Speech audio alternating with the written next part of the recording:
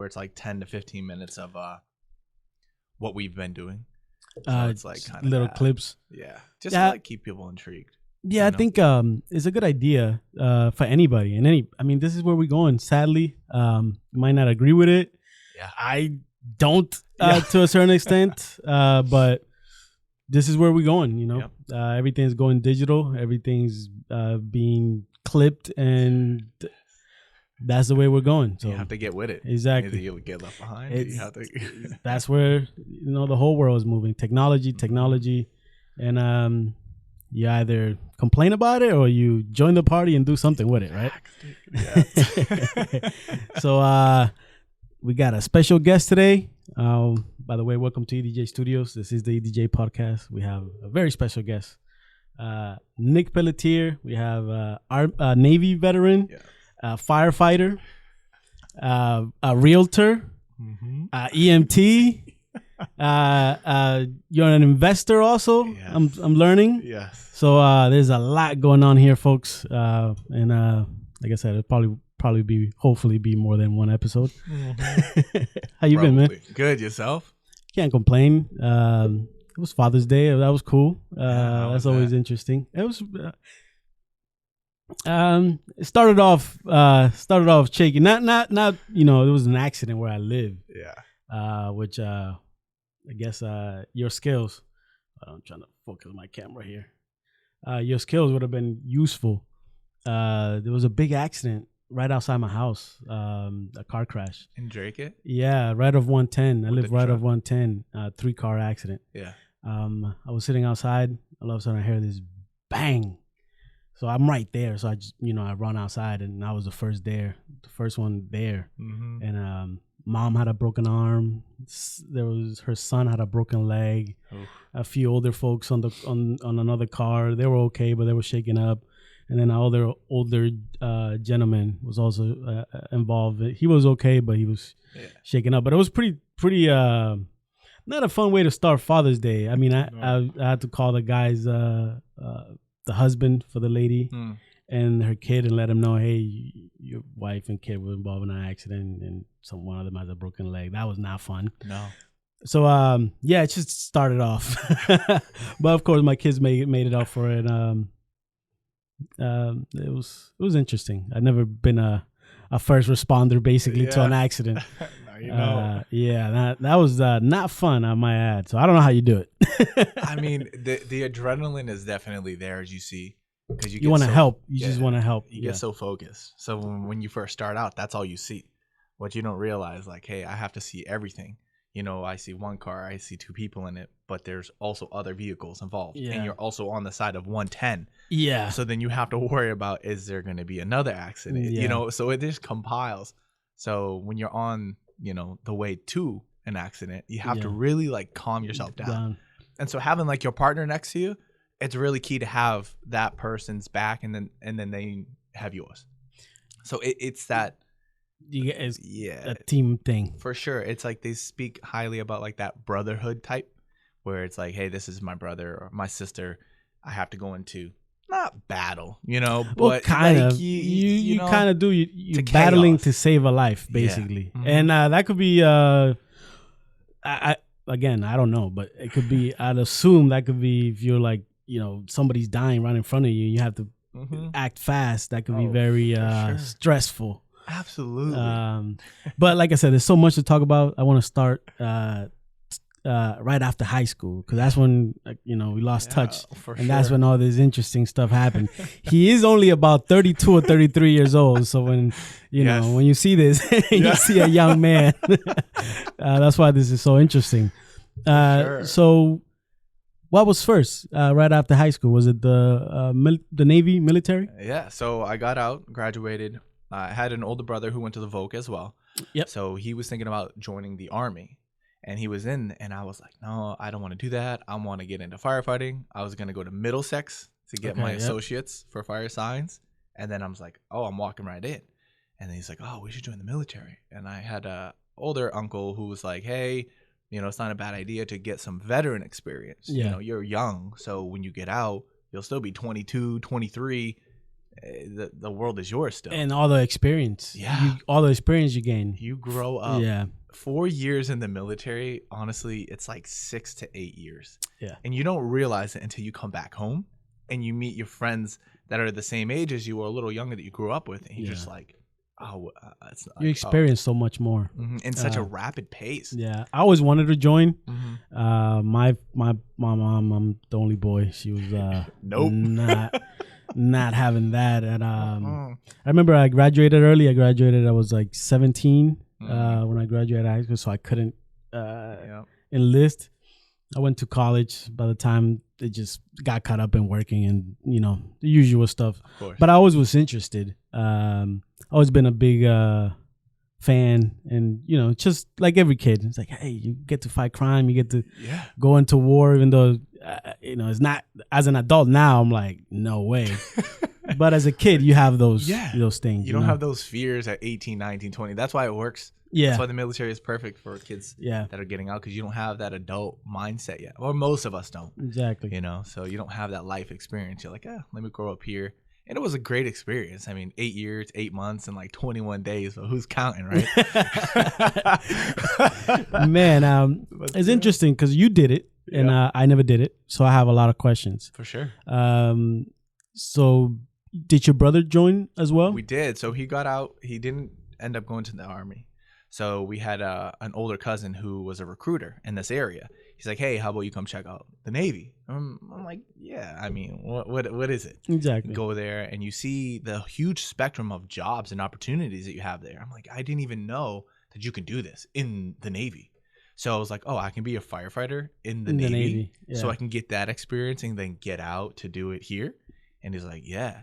And it's not that straightforward because like, you have to go through all these things before you get to that part. For sure. So the suck part, or as I call it, the freshman, sophomore year of your degree. Yeah. Where it's like you got to get the Con Ed out. Like this those boring classes, but you have to get them out of the way before you get to have fun. So my brother and I were like, hey, should we join? And we're like, yeah, let's do the buddy system. So we went to boot camp together. Okay. Yeah. So it was nice. That makes it a little bit easier. Yes. Because that's where I was gonna go next. The very beginning. How was that? Because I had a few friends that have joined, and some friends that didn't make it. Yeah. It was tough. And I always ask the same question: was it the physical part or the mental part? And everybody always says it was the mental part. Oh, for sure, 100%. Yeah, because the physical part, people tell me is like, first few days terrible. Yeah. You get over it. But the mental part just keeps increasing and getting worse because of the time that you're away. For sure. So how was that for you? Was it physical, the hard part, or was it more the mental part? So physical, it was like an everyday thing. So playing sports in high school, and I was always in something. Yeah, baseball, right? Yeah, baseball. And I did football freshman year, but but still baseball and or basketball. Yeah. So either during school or after school, so you're already active, and then you go some there. sort of shape. Yeah, so it's like decent, and it's a more intense like PE class. Yeah. Like at gym class, you don't have the instructor yelling at you. Yeah, you don't have to do it 100. You could you could quit. Get away with 70% work. You know what I mean, and still pass. Yeah. As they say, C's gets degrees. So. In there, it's a little different. So when you go there, I was with my brother. So it was nice to have like a similar face, but also it wasn't the easiest because he was older. So they would always kind of like dig at you. Oh, your brother can do it. So can you. Yeah. So for me, growing up and having him, it was mentally challenging, but it was kind of easy because I was always in competition with him. You have something to you see somebody that you could strive to, hopefully. How much older is your brother? Just 2 years. Okay, that's 2 years. That's still good enough, though. Yeah, for sure. So he stayed back 1 year, so he was just a year older. Well, I might know your brother, Josh. He was in graphic design. I think I do know Josh. He was very tall and very thin. Yeah, I think I do know Josh. Yeah. Mm-hmm. So yeah, I think I do. Him and I went there together. So it was nice having him there because if you go. I've never been away from home, unless you go to vacation, but you're with your family, you come home, like, you miss mom and stuff. But like this was different. So you're like, hey. Yeah, and you're on their time. Exactly. Yeah. You got to do you. So you find things about yourself that you didn't know that you even had. So having him there, if you're having like a tough day, you're like, dude, this sucks. Like the first day we got off the bus, these people are yelling at us, get a line, da da da da. And I look at him and I'm like, did we get off the right bus? Like, this is the Navy. We signed up for this? Right? Like, I heard this is pretty chill, dude. Like, this is not the Marines. Then you come to find out, like, the Marines and the Navy are similar. The Navy, you know, is like the big brother. The Marines are like the boots on the ground division of them. So you still work hand in hand. So these guys are just in your face yelling. And I'm just like, the only person that has ever yelled at me like that was my pops. You know, and usually I was getting beat for something that I did wrong. Yeah, that's the challenge. Yeah. So these guys are just yelling. You look at him. I'm like, dude, I think we're in the wrong place, man. Like, this ain't the Navy, bro. Like, this is supposed to be chill. Yeah. So, but you know, they beat you. They kind of weed you out because you got to get on their time, their pace, you got to erase like what you used to have back at home because you're not at home. Yeah. You know, you're in here, you're defending not just your home, but like your community, your state, your country as a whole. So you have to like really change your mindset. And going through that process was difficult because for me, I was always the kid that would say, okay, yeah, I know I'm going to get beat for this, but like, why? You know, like, you can ask questions over there. There is none of that. It's like, you just do it. I'll be getting spanked, but like, this is why I told you not to do this. Yeah. And there, that was me too. Yeah. So that was me too. You just got to kind of like learn, you know? So, you know, the one of the stories that my brother always tells is everybody gets in line. So there's at least maybe 200 people on the other side, 200 people on the other side, like 400 of us, right? And you got the drill instructors walking in the middle. This is day one. Like, minus 1 hour off the bus, right? Jesus. So you're lining up to like, all right, no talking, just step forward if these questions that we're asking you are true, right? They apply to you. Yeah, exactly. And then you'd go off with them to go handle that business. So this guy's like, all right, who's here on the buddy system? So that was the second question. So the first question, I don't remember what it was, but you see a couple people step up and then they're out. And so this guy asked me, he walks this way.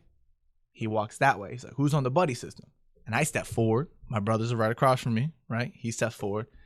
And this guy's about to say another question without turning around to see that we had stepped forward. Yep. So I was like, oh, I am. This dude, I'm surprised he didn't get whiplash. This guy turned around so fast. And he was in my face. It was equivalent to, I don't know when you play sports or not, like when you get to the next level, the speed of a pitch or the reaction of an athlete is just that much. It just snaps. I've never seen a person turn around that fast in dress shoes and get in my face. Jesus. He's like, didn't I tell you not to speak? So now I'm not speaking. He goes, answer me. And I'm like, I'm conflicted, bro. Yeah, like, do I answer you? Do I not? He's like, this is what I don't know how many times do I have to tell him you're going to be a troublemaker, huh? He looks at my brother. God. He's like, this is your brother. Are you older or younger? And my brother, once again, he's like, I ain't saying nothing. How did he even do anything? He said it, not me, dude. Get him. Get him. So we move forward. And I do a couple of push-ups, whatever, and then you kind of get into the stream of things. You get all your clothes, you get your hair cut right away. So clippers, if you have long hair, people are bye-bye. So you just like, oh man, everybody's look the same. Yeah, the same clothes. Yeah, all looking scrubbish, bro. Yeah. Jesus Christ. How's how's it called? PT? Is that like the beginning? Yeah. How was that? Was that like you running miles every day like you see on TV? Basically, they're just trying to break you, basically. Yeah, for sure. And that you have to get into you have to be fit to do just the basics, right? So I think at the most we maybe went like 3 miles, right? Because we were in the Marines, we were in the Army, so a lot of the stuff that we had to do, it wasn't like huge demand and physicality, But there's still a level. Yeah. And for you were an athlete, but for like regular people that weren't, that's like a shock. For sure. Because 3 miles is still pretty tough. And it was shocking to me that some people couldn't do that. I'm like, yo, the recruiter definitely told you like you need to be fit. Like, do you have training to get to that point? Yeah. It's not like you have to meet a certain weight limit before you even get in. Yes. And so they tell you, hey, you need to do this many push-ups, this many sit-ups, and you have to run 1.5 miles in this time due to your age. Do you remember what was the I want to say Like 10 maybe? Yeah, I want to say it was like 10 minutes and 45 seconds, almost 11 minutes for a mile and a half. And I'm like, yeah, I'm 18, I'm 19. I'm like, yeah, yo, cake work, yeah, let's go. So I'm hitting it 9:45. yeah. And you're just, you still have energy after because you want to like pace yourself because you're just going to get your stuff pushed in after. This is just the beginning. So I'm like, as long as I'm not at the 11 mark, I'm like a minute or so under, I'll be okay. Fine, yep. And that's kind of like what you did. But you also have people with you. So it's the mental game.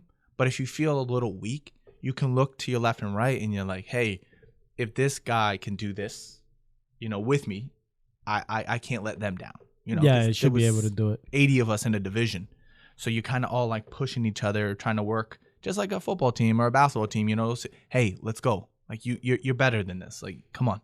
So the PT was like that. But for me, it wasn't the hardest physical thing I've done, Yeah, coming from the background from baseball. And did you go right away after high school, or no? Did you go to college first and gave that a try, or was this like my friend David? I think he was enlisted since like junior year or something. Like this is what he was doing. Yeah. Was that the same for you, or did you give yourself a little bit of time after high school? 9 months after high school. Okay. I was on a wait list too. They're like, hey, when do you want to leave? I said, March. I want to get through the end of the year, see how it is first. So we had 9 months, and I had a part-time job and whatever.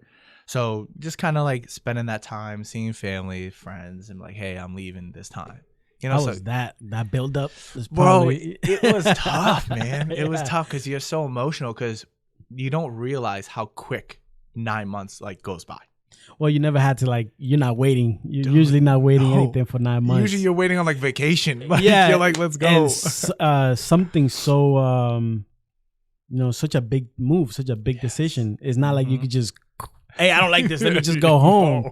I can imagine the buildup of that. It's the only thing I could think of is like middle school.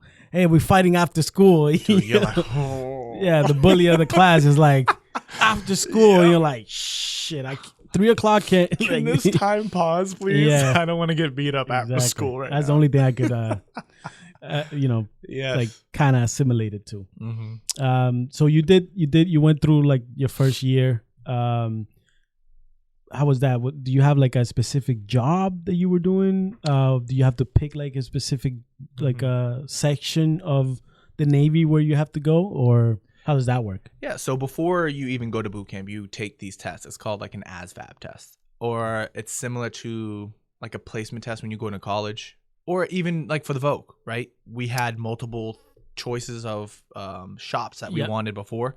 So you pick what? I think we did 8 or 10, and then you kind of narrow them down, and then you get to a point. So in that 9-month period time, you take a test and say, hey, this is kind of how your brain thinks. This is a personality check.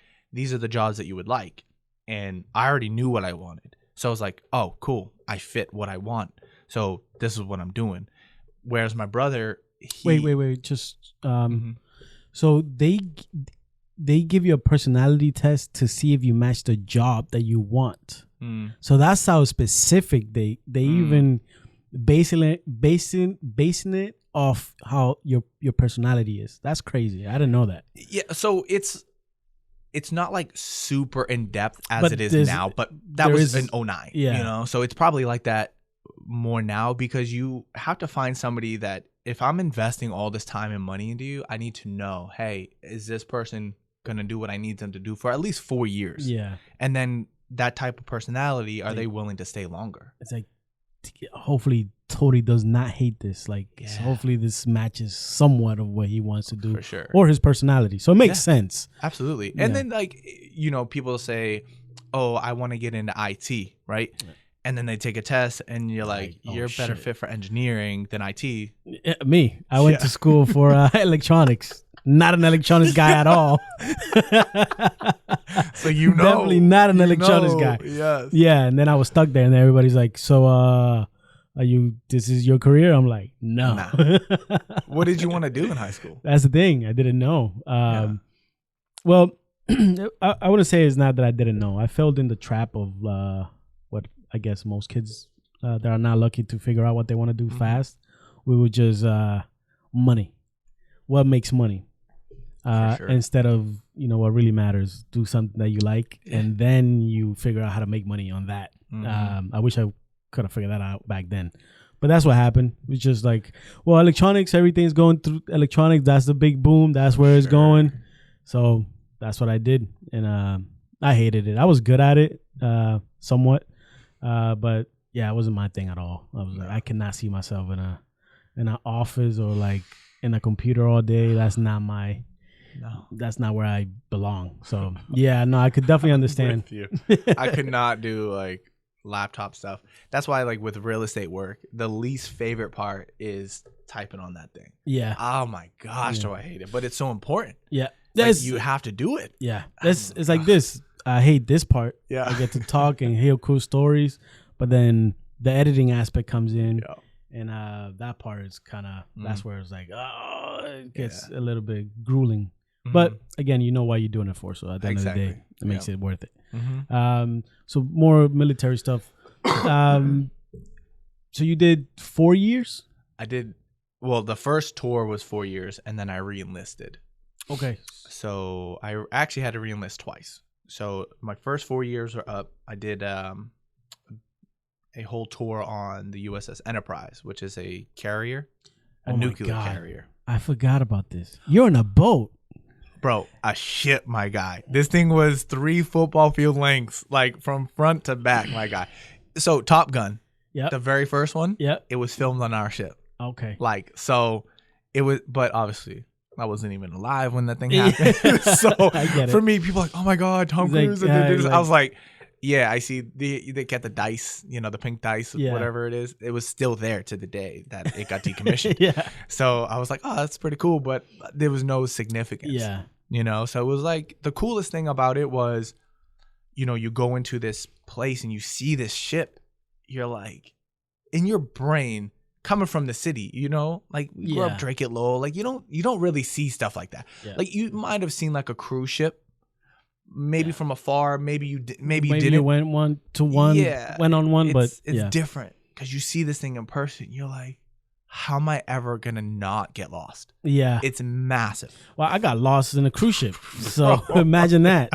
So it's crazy when you see it all. And then I was on that for 5 years. So see, that's where that's tough mentally. Yeah. Because it's in the beginning I'm assuming it's cool. Oh, the water, but then I'm assuming that gets old pretty fast. It does because so are you like in the middle of the sea for the majority of that time, or are you docked somewhere? No, bro, it was rough. Yeah, no. See, I did a cruise, right? I did a cruise for 5 days. Oh, and it was cool in the beginning. Yeah, but then afterwards, that sun that beams down in the day. And then it's just the same thing everywhere you look. It doesn't change. It kind of messes with you a little bit. So that alone already is working on your mental game of being. Yeah, see, I don't know. I think that would be tougher for me. If I would rather choose something else than being in a boat stuck. Yeah. How do you pass the time when you like? Because that's like, it's not like, okay, I did my job. Can I get off? And like, no, you're just stuck here. Yeah. So going nowhere. Yeah, that's so interesting. Again, I would love to experience it. But I don't know if I could do 5 years. And while you're in the boat, do you have like a job that you are in charge of? How does that work? So in the beginning, are you doing some type of training first, or? So back to the boot camp story real quick. So you take your test, you say, hey, this is the job that I can do, right? And then they kind of place you on a timeline of, hey, in the big picture of the military, these specific jobs are going to go away at this estimated time. So that's when they put us into boot camp, right? So we left in March of 2009. So then we go through that. We do our training. We get out, March, April, May, June time frame. And then from there, you go to your ship. And so from, May, June, July, around this time, right? But in 2009, that's when I got to my ship. So then you try to get acclimated to it. So when I first got there, it was in the shipyard. So it was getting repaired from like a previous deployment. Did like a world tour in 2007, I think. So it went everywhere. I was like, oh, that would have been pretty cool to Nice, experience. yeah, You know, exactly. like You you would have get been to part come of that. around. Yeah. And it's like a chill kind of time. It's not chill, but I mean, it's a little bit more laid back because you just touring the world, like showing off, hey, this is what we got. Exactly. So you get there, you meet these people that are coming off from that, and then they get hit with reality where it's like, oh, we're in the shipyard for a year and a half. Like, imagine taking your vehicle and repairing that thing for a year and a half. And you're just like, stuck there. Oh, it was that was probably the worst part of my military experience, because you go there, the sun is just rising, and you're leaving when the sun is setting. Yeah. So you had no life. I would rather be on a deployment because mentally you can prepare for that. There's something to do. Like, okay, I got a mission. Yes.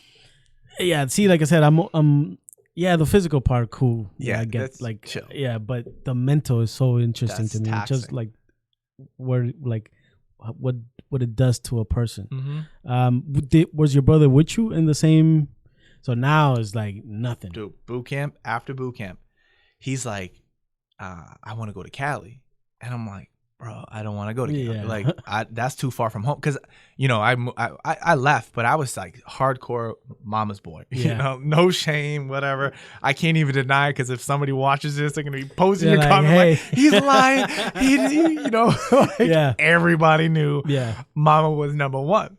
So I was like, dude, that's way too far, dude. Like, I don't want to go to Cali. You know, like Virginia is where I'll go. So him and I, because of the Sullivan Brothers rule, if you don't know, like Google it, but 5 brothers back in the day were on one ship and they got killed. And so their lineage died because they didn't have any other. So we couldn't do that. Oh, so they even think, man, the military is so like, they thought of this. Yeah. So we could be in the same area. Like, we could both be in Virginia or in, you know, San Diego, but we couldn't be on the same ship. Yeah.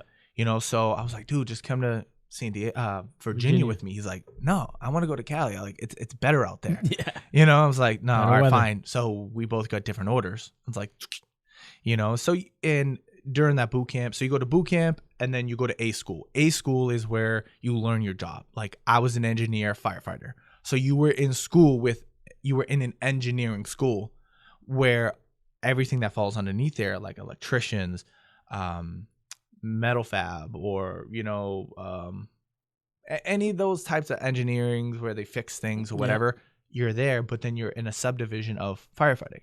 So you have to learn how pumps work. You have to learn how your fire equipment works. So you're just like learning that stuff. But that was cool for you because you're already interested in firefighting. So it makes sense. It was an easier transition for me throughout this whole time. It was just that mental thing. So when my brother and I, we were still in A school together, but we weren't in the same school because he was a different part than I was. So we would see each other after school, per se, right? Yeah. So 4 or 5 p.m., we could go hang out with each other, whatever, cool. But then you kind of like learn how to grow apart too. Yeah. You know, because you meet your own friends. You have your own teammates, basically. Yeah, for sure. Your own crew. And it was different growing up too with him. Like, we would only hang out after school, you know, because in school, I was known as Josh's younger brother. I didn't have a name. Yeah. You know, they're like, oh, your little brother. I'm like, yeah. So the only time I ever experienced is not being his younger brother was senior year. You know, and so then left. Yeah, you go to the military and then like, hey, you guys were related, but there's thousands of people now. Like, you're not with the 80 people that you were once with before, where everybody knew you as little brother, big brother. Now it's all different. Now you're separate.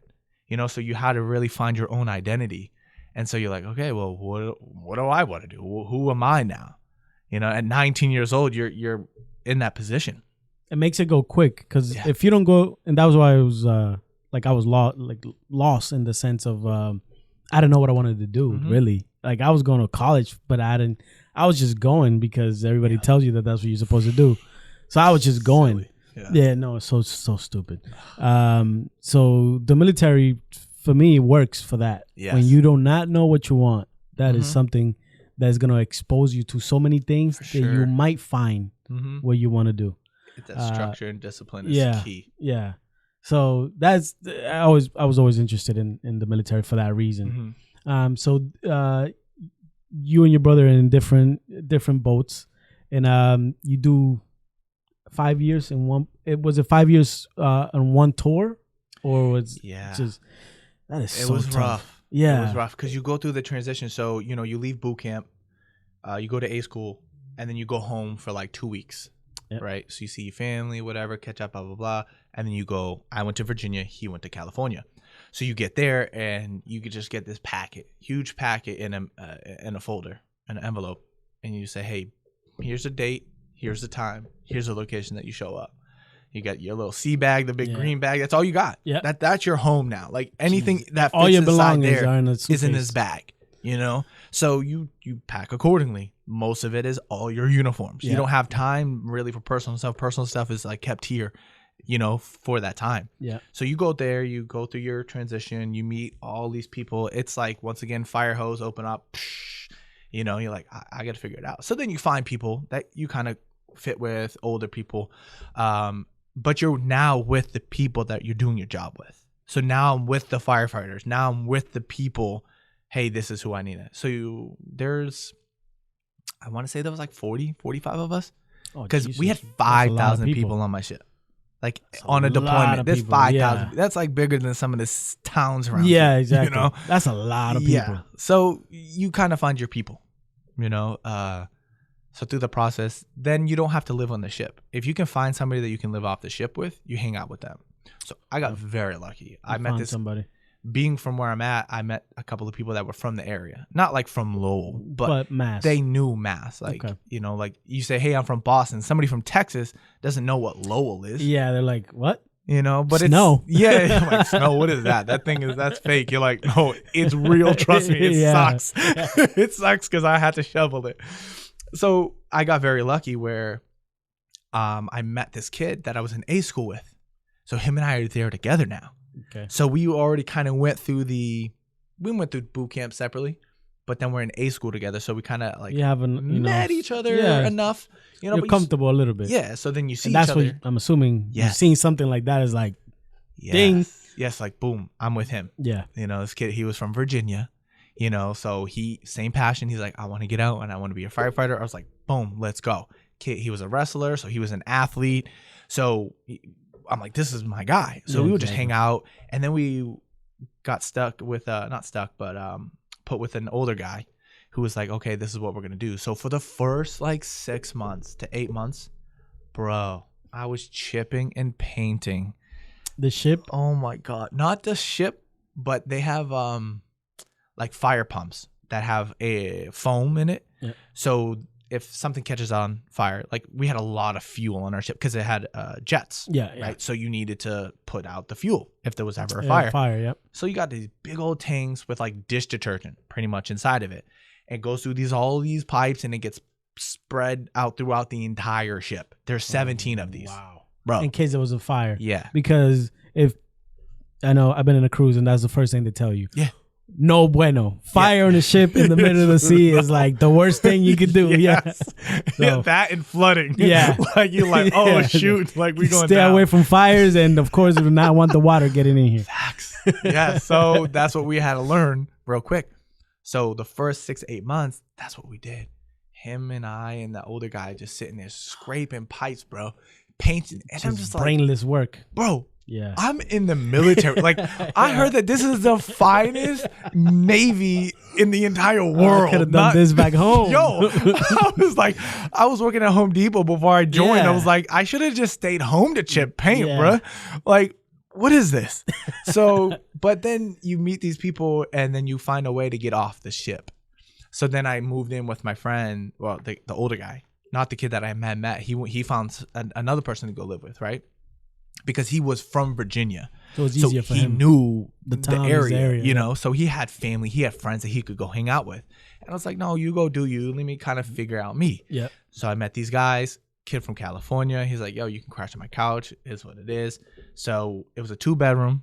I had the older guy with his girl, and then this new kid I met and his wife and newborn son. Oh my God. So 2-bedroom, and I'm just chilling on the couch. Yeah. And I still don't know nothing. Yeah. And you're in Virginia. Virginia, yeah, Norfolk. Yeah. So we just trying to learn, and then, but these guys have been in for 3 to 4 years. They were part of that 07 cruise, so they were like, "Hey, this is kind of what you need to learn." So they were able to kind of guide you a little bit, for sure. Because if you come off, like cocky, conceited, like, yo, I don't need you, I can do this on my own. Like, nobody's gonna want to work with you. We're even here. You got to be humble. Yeah, exactly. Even if you are better than that person in that particular thing, you can always still learn something from somebody. So I kind of became a sponge where I'm like, hey, you guys like it? What's easy? What's hard? How do I do it? Both of them were like, you need to meet this guy. He's in training.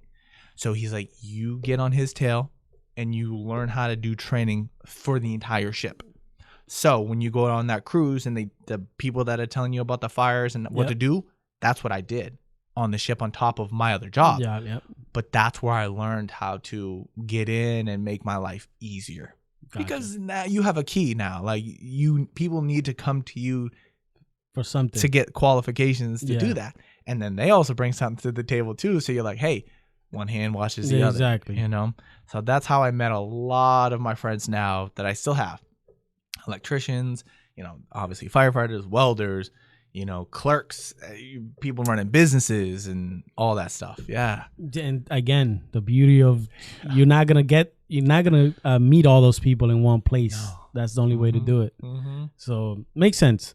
So you do that, and what's your state of mind? Like, do you know already, like, I'm doing this long term, or you're not there yet? You just don't know.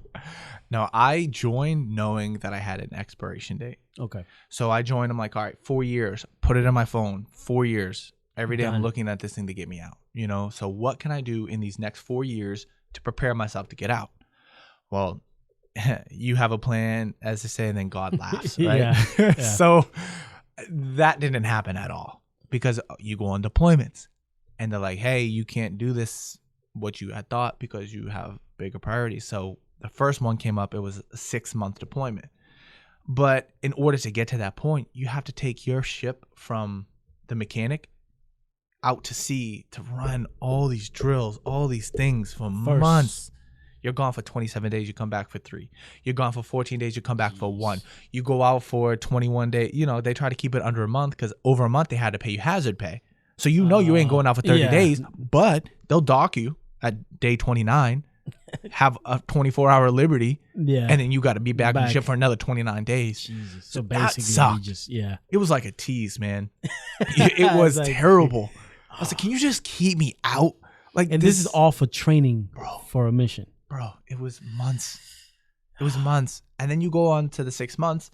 And then after that, 29-day period that you pass, that you've never been out any longer, then it starts sinking in. You're like, yo, this thing ain't coming back for I got 5 more months. Oh, man. So then you get into a groove, though. You you get used to whatever after, it is what it is. You have no choice, basically. You don't. Yeah. Or the alternatives is not what you want. Exactly. Yeah. You're going to quit or do something to get kicked out. Yeah. And we heard all the stories. We're not those guys. I get it. So when do you start, like, you in for 4 years now, it's almost time to get out. How's that like? How was that process like? It was tough. It was an emotional decision, because, you look back at the 4 years, you're like, I don't have anything. I don't have a degree. I don't have any fire certs. I have military experience, which it's not bad. But when you look at, like, filling out a job application, you see who you're comparing to, you're like, I only have veteranship, which is an extra few points, but I don't have anything else to contribute. Yeah. So you really have to dive back into yourself. You're like, man, I got to stay in. Like, I could go to college and get paid, but I'm like, I'm cool here. I know what I'm doing. All your friends are there. You kind of already have, like, a little... Again, comfort. You build that comfort, and that's dangerous. And then I would know. Yeah, and then you make rank, though. That's the part. So I made rank pretty quickly in the military, where as early as you can make the next step, that's as quick as I made it, because I understood the game. They're like, hey, this is the rules. This is what you need to do. Get into training, learn the cycles, learn what you need to know. And so if I just gave you a form that said, hey, this is the information that you need to succeed, why would you deviate from it? Especially if you're trying to make if I'm in it and I know I'm leaving, let's just make as much paper as I can then. Like, how do I get my rank quick? Exactly. So, hey, take these tests. So in boot camp, I started as an E1. I left as an E3. All because I took a test and I finished in, like, top 8 of the 80 that we're in. You know, so that if you hit a certain criteria, if you're top 10% because of your works, you know, physical, your testing, whatever it is, all the skills that they are teaching. And I'm like, yo, it's easy. It's just like you go to school, you want an A, this is what you need to study.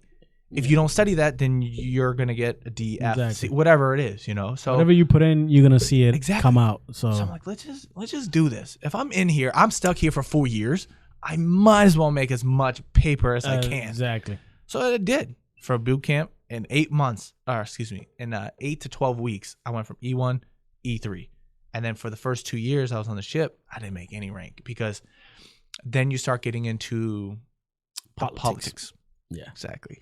So, but those people that I was up against were those older guys that told me how to play the game.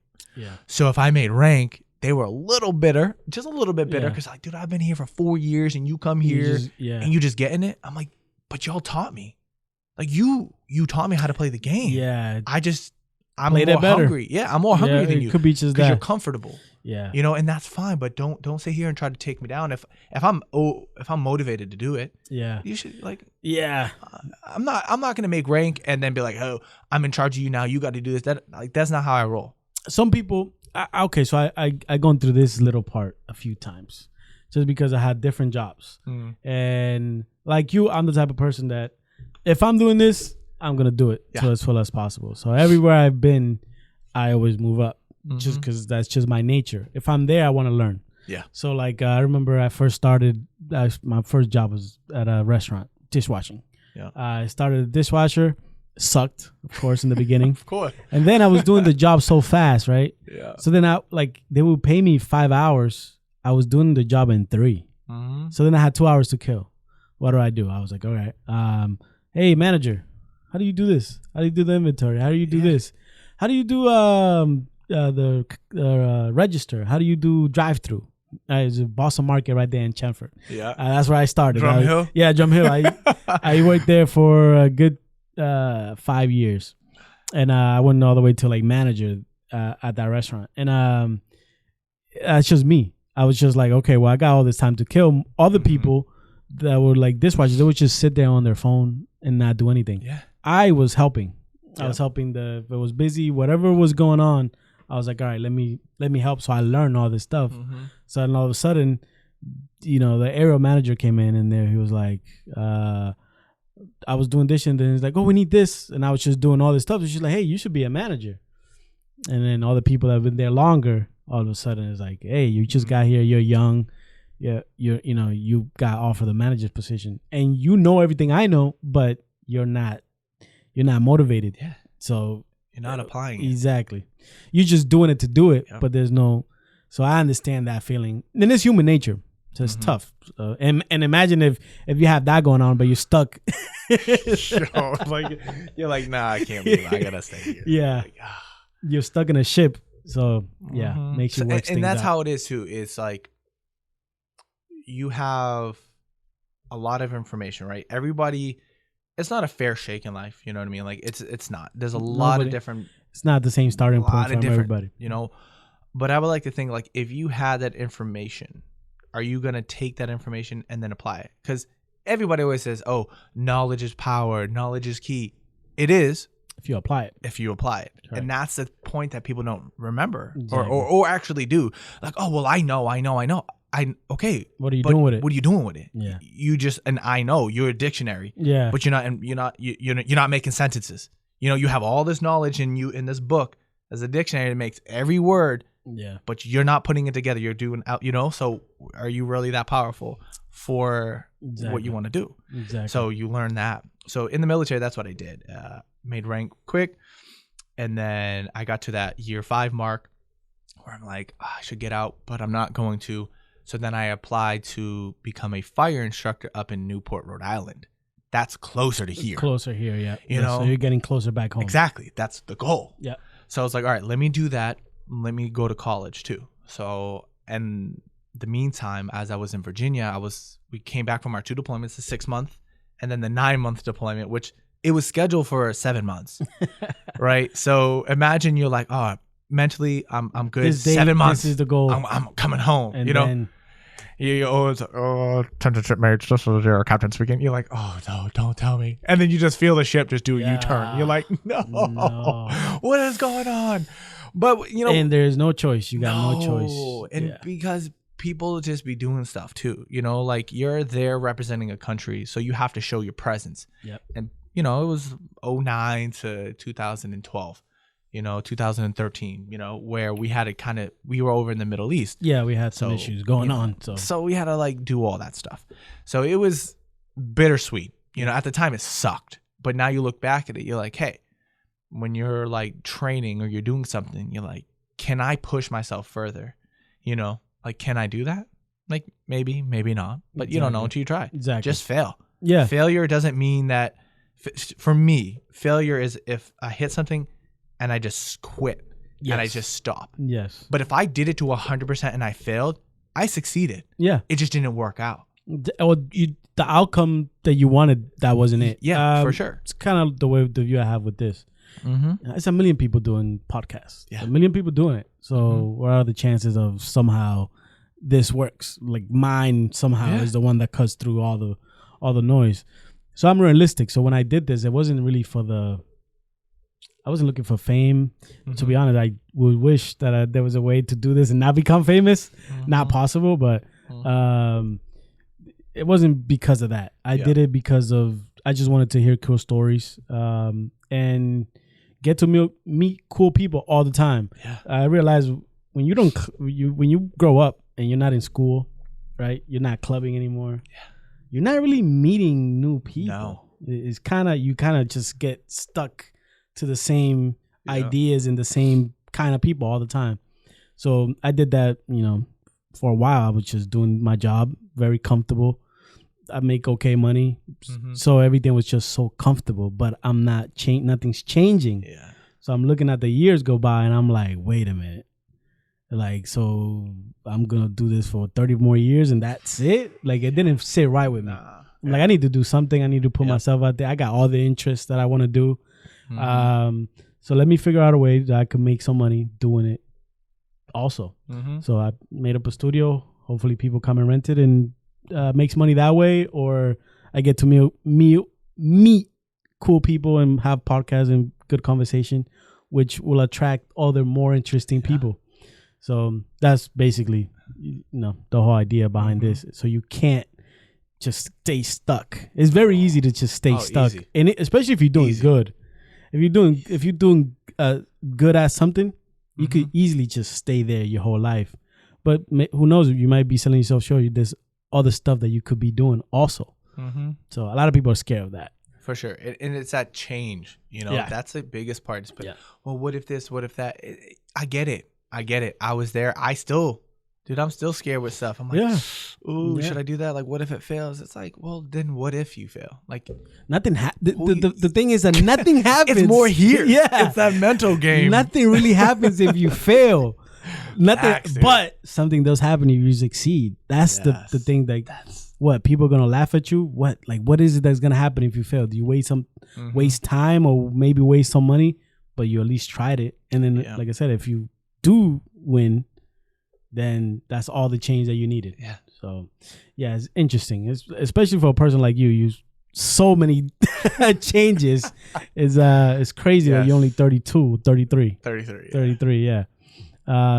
So 4 years are up. What makes you go back in? What happened? It was that point where I look back and I was like, I have nothing. So that made you re-enlist again. For sure. I was like, I made rank. I'm here. The next step is the max that I can hit within my 8-year period. So it was after 8 years, that's when I'm up to make E7. That's chief. Once you hit that, 90% of people ain't getting out. You might as well finish.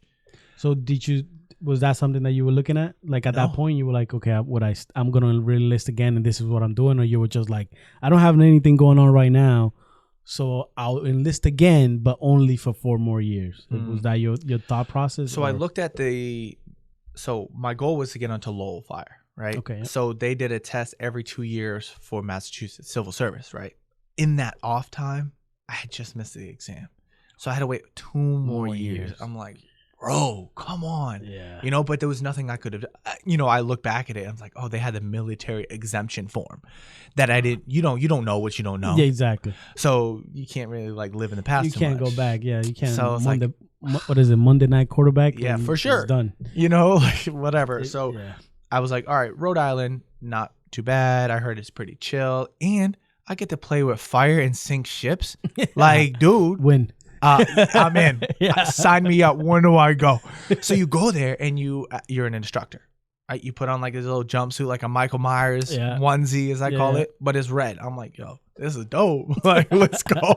It's like a kid. Dude. I always like to play with fires. Yes, and most of the guys and girls that were there, like, kind of thought like you. You were kind of, I wouldn't say like ADHD, but you were like hype. Like you were like, yo, I kind of like this stuff. Like, this is cool. You didn't really have those Eeyore type of people. I mean, could suck you. How can you be like that when there's fires around? Bro, it was amazing. So you have this building, just like, you know, you look at it from the outside, right? You don't know what's inside of here yet. Yeah. Like, you don't know that you have this cool studio here from the outside. Exactly. I drove by, I was like, not there. You know, I'm like, you say this is the address. I'm pretty good at finding addresses.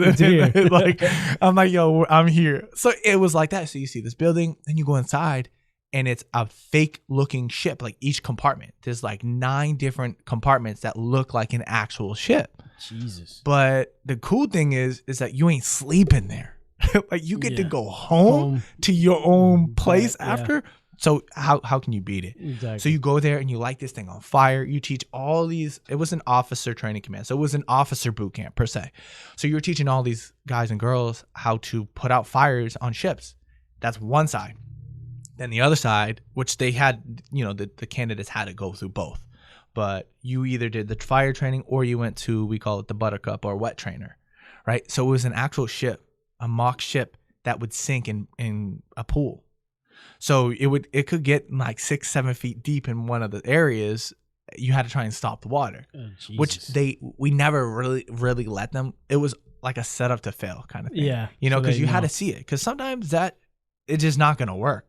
So you had to be like, okay, worst case scenario, you failed. You need to get out. And this is what's going to happen. You know, so it was amazing. I'll have to show you some videos later. Maybe you can set a link or something. But it was so fascinating that I was like, yo, I'm in charge of this. Like, I get to, you know, work with all these other girls and guys who share this passion to teach people how to save themselves in the worst situation possible. In a boat. Or a ship, like, and you would like think like, okay, this stuff ain't really gonna happen, but then you hear stuff, you're like, oh, nothing happens until it happens. Exactly. You know, like, ain't nobody ever gonna do this. We're not gonna have security checking at the airport. 9/11. You're like, everybody, take your shoes off, take your belts off, nothing. You know.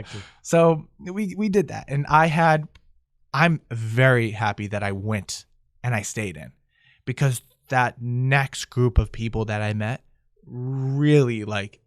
Yes, huge pivot in my life, where it's like you kind of adult in a way at a different point. Yeah, because everybody's a little bit more mature. Like, you're not just going out to drink and party and all that anymore, because they got families now. Like, they're a little bit more responsible. Granted, I didn't have no kids or nothing, so I was good. So, but you meet these people and they have different mindsets. And so I was like, hey, can I go to school now? Like, can I go get a degree? And they're like, yeah, absolutely. But before I left in Virginia, we went back to the shipyard. So we shipyard, deployment, and then back to the shipyard to decommission it, right?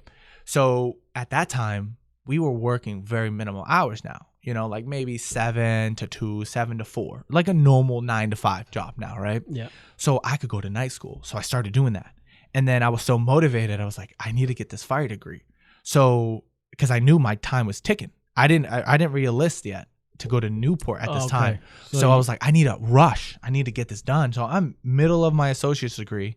And then I went on my weekends, Saturday and Sunday, to a fire department boot camp to get my fire certs.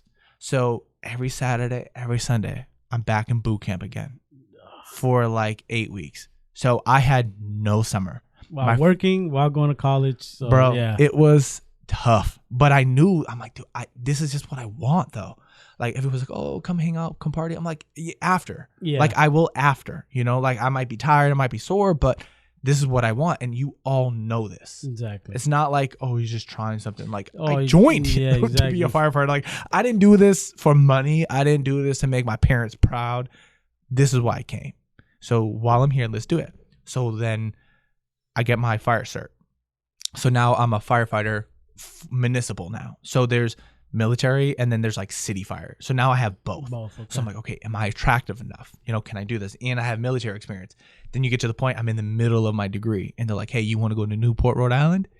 And I was like, well, that's closer to home. Yeah. That's only an hour and a 15-minute drive home now. I'm like, cool. Boom, set it up, finish my degree. Then I'm now taking exams to get onto the fire department. Now I'm doing those things. I got my EMT because I heard that that was key. Doing all that. Wait, why is that key? So if you're a firefighter, you usually have both. Okay. Yep. Because it makes you more diverse. I mean, you're right there. Yeah. So exactly. So you have sense. I'm not very passionate about EMT. Like I still, like, even to this day, I get grossed out when I see like something. Wait, you're an active EMT? Oh yeah, I have to. Yeah. So I do firefighting and EMT. Oh Jesus. So I just got off shift this morning at 8.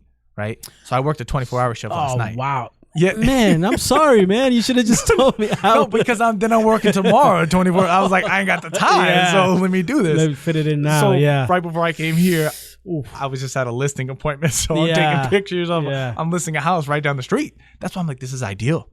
Jesus. So I'm like just motivated, right? So that's what I do. So firefighting, EMT at the same time. So like when you see some of that stuff, it's just like, oh, can you mentally prepare yourself for it? You know? I'm not gonna lie.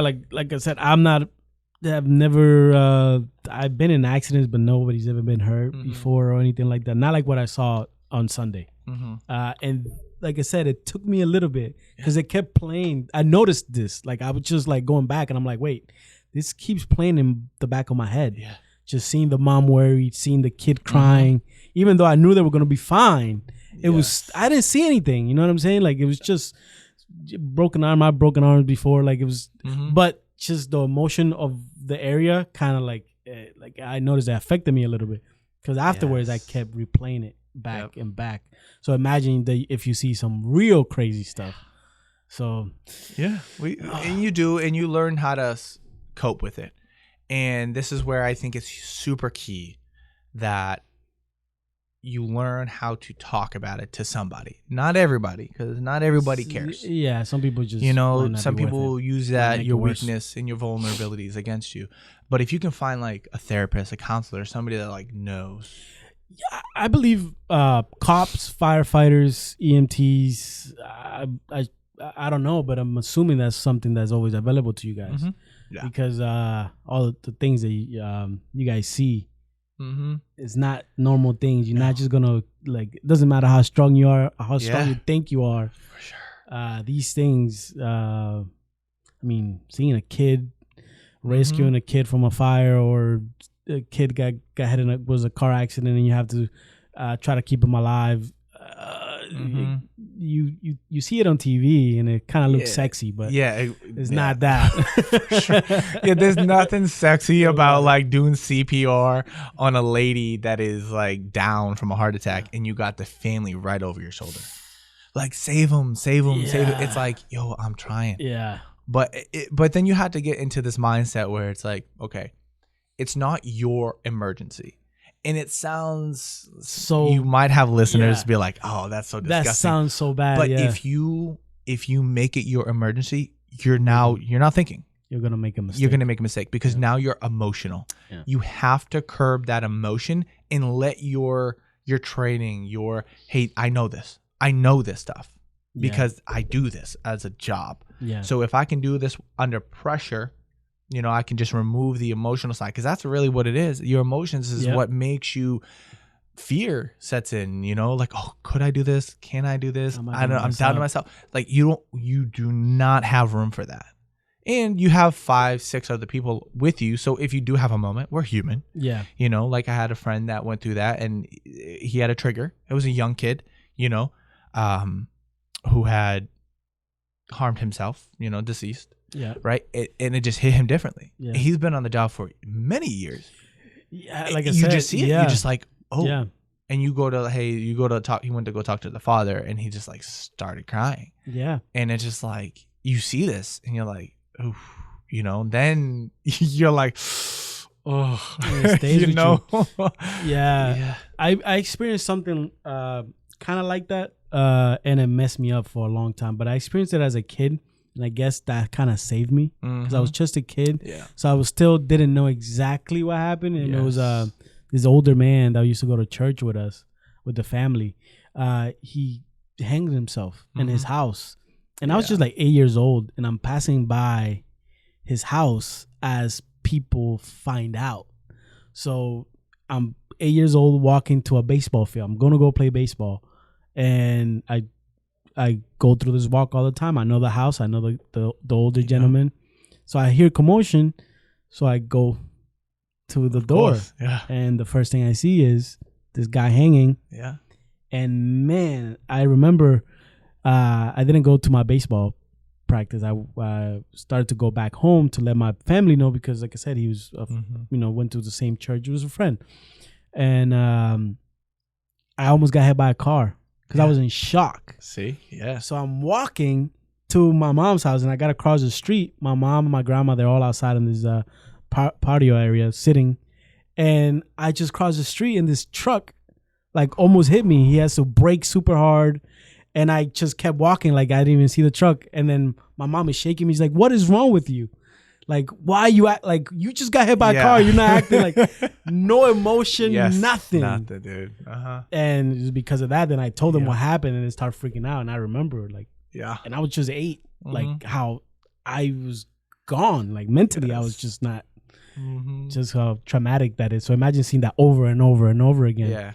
Definitely get to you. It definitely weighs on you for sure. But this is why you have these people with you at work, right? Yeah. And then you kind of confine in them as well. So it's like they're seeing the same stuff as you. Yeah. You know, hey, what are you doing to cope? What are you doing to get through this? Because we are all human. Yeah. We all have a mom and a dad. You know, not everybody has a brother or sister or something, but you can have that relation where that person could fit. That person that you're seeing deceased can fit somewhere in your life. Exactly. You know, so you have to like really desensitize yourself to it. And that's why, you know, you have a lot of, not so much my age, like maybe the older generation of firefighters, they don't handle it certain ways because that stigma of, if I go see a therapist, I'm crazy. I'm weak. Yeah. I'm this, I'm that. It's like, no. I don't view it that way because you're literally going into the shit storm. Yeah. I don't know if this is correct. I haven't looked at the numbers, but I know a few years ago, suicide rate among military, police, EMTs, firefighters is very high. People don't know this. But comes at a price doing those service jobs, and not for, not they don't take care of you as good as they should. Yeah. They don't pay you as good as you should. You don't make, and people yelling at you and thinking.